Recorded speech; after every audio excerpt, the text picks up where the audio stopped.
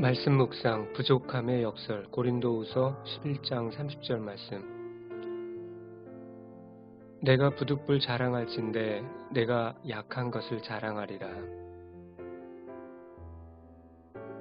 오늘 바울은 열심히 자신을 자랑하는 사람들을 향해 작정하고 자랑을 하고 있습니다.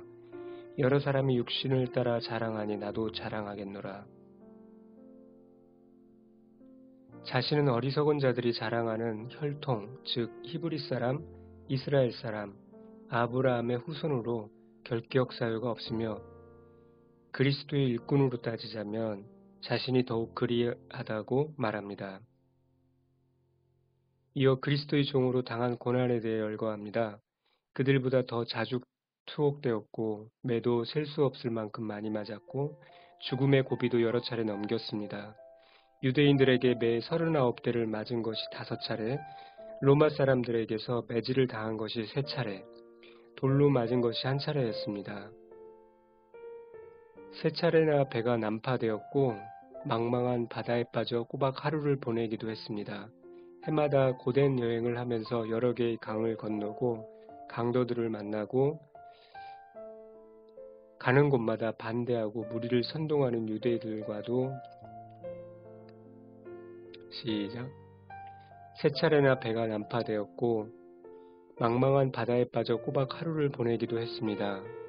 해마다 고된 여행을 하면서 여러 개의 강을 건너고 강도들을 피해 다니고 가는 곳마다 반대하고 무리를 선동하는 유대인들과도 다투고 적들과도 싸워야 했습니다.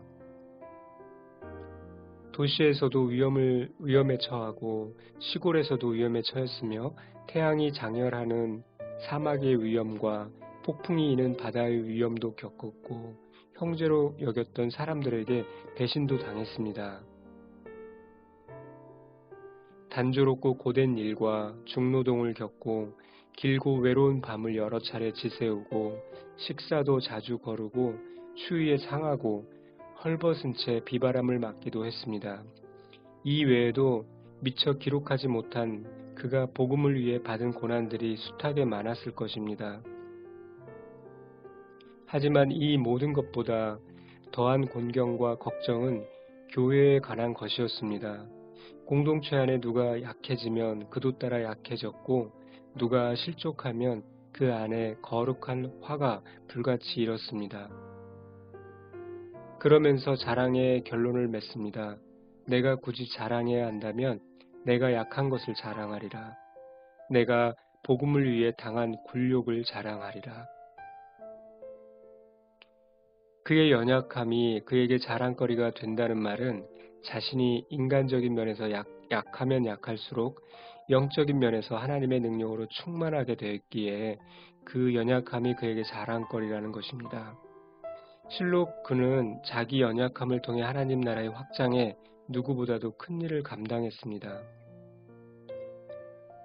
복음을 위한 수고와 자신의 연약함을 통해 일하시는 하나님이 그의 자랑거리였던 바울.